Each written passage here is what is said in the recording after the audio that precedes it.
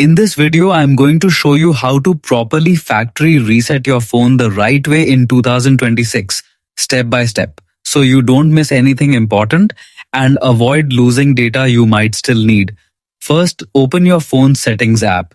Once you're inside, scroll down carefully until you find General Management. Tap on it to continue. This section contains all the core system tools your phone uses for reset and backup options. Now, tap on Reset. You'll see several reset options here. But what we are focusing on is the full factory reset. Next, select Factory Data Reset.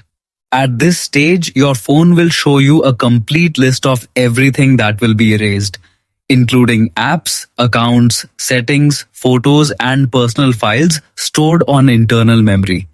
Take a moment to review this list carefully so you fully understand what will be deleted.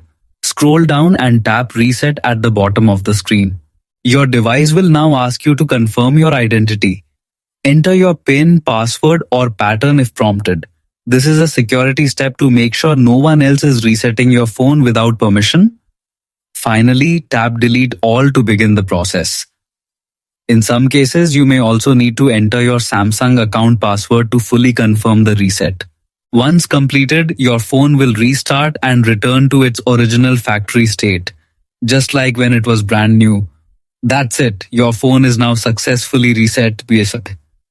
Thanks for watching. See you in the next video.